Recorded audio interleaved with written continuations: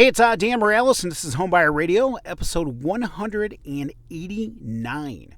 Hard to believe we've done 189 episodes of this podcast. It has definitely been a labor of love, and apparently I have a ton to talk about. The good part is the mortgage business is always changing, so it makes it really easy to come up with content for this podcast because everything is constantly changing as part of what we're doing. So this week what I want to talk about is your debt to income ratio, okay? Now, what most people don't realize is, when it comes to mortgage lending, ratios are a big part of lending, okay? Whether it's your loan to value ratio or a debt to income ratio or a housing ratio, or it's a payment shock ratio. There's all of these ratios that a lot of times lenders are going to look at in being able to determine if you're eligible for a mortgage.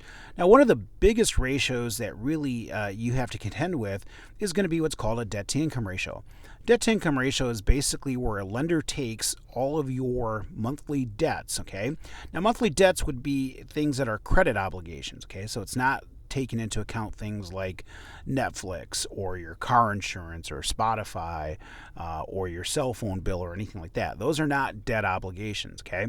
They're taking into account things such as your car loan, your student loan, your credit card payments, any personal loan payments, as well as the new payment on the house that you're going to be purchasing or you're going to be financing, if you will.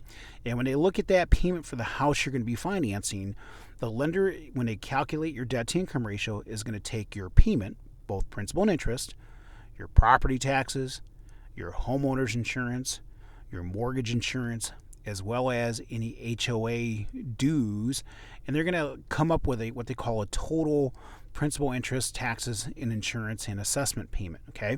So that's going to be what's called your housing PITIA payment, and that is what's called a housing ratio, okay? They take that, the total cost of owning the house, and they take that against your income, and that gives them what's called a housing ratio. Now, in the old days, they used to look at a housing ratio much harder than what they do nowadays. Nowadays, that housing ratio is one of the components they look at, but it's not weighed as heavily as your total debt to income ratio. Now, your total debt to income ratio is going to be your housing ratio, which is principal and interest, property taxes, homeowner's insurance, mortgage insurance, and association dues.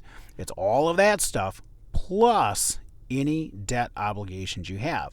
Now, debt obligations, again, would be like student loans, car loans, installment loans, personal loans, anything that you are making a regular monthly debt obligation to. You're taking that plus your housing payment, adding that together, and all of that debt, if you will, gives you what's called a debt to income ratio, okay? Now, as a general rule of thumb, when they calculate your debt to income ratio, they're going to calculate it against what's called your gross monthly income, okay? Now, gross monthly income is going to be your income before taxes are taken out of it, okay? So it's going to be, pre-tax income that they're going to use when they do that calculation. Now, as a general rule of thumb, typically in order to get, approved for most loans, you're typically going to get away with a debt to income ratio on a conventional mortgage of anywhere from probably 43 to 45%. Now, if your debt to income ratio is over 40% on a conventional loan, with the recent changes that Fannie Mae did with their price adjusters, you now get to pay a premium, okay? Now, in most cases, that conventional loan, 43 to 45%. There are some rare cases that you will see a debt to income ratio over 45% approved on a conventional mortgage. That's especially true if you have a lender that's doing, let's say, some what we call portfolio or in-house lending like DART does. There's some exceptions that are made to debt to income ratios when warranted. Okay. The other thing you have to look at is let's say, a government type of loan or, something like, an FHA, VA, or RD loan. A lot of times when you look at, let's say, your FHA, VA, or government types of loans, you're going to get away with a higher debt to income ratio because those programs tend to be much more forgiving when it comes to debt to income ratio as well as credit history in many cases. Now, those programs also tend to be, when it comes to pricing, they tend to be much more one size fits all, meaning that, you typically are going to get, one set of, let's say, mortgage insurance cost, regardless of if your credit score is really high or really, really low. And again, for most lenders, you're going to find that there may be subtle variations in price depending on credit score. But for the most part, those tend to be, again, much more one size fits all. Greater flexibility as far as debt to income ratio and credit history as well, in those circumstances. Now, it's especially true in the case of VA, because if you're a veteran and you're eligible for a VA loan, VA looks much closer at what's called a residual income calculation, meaning that after you've paid all of your debts, what do you have left over to live off of, which actually is probably one of the most common sense approaches to lending I've seen. So you can have a VA loan with a really high debt to income ratio that can still be approved because you have a vet that has, let's say, a really high level of discretionary income or a high level of what they would call residual income.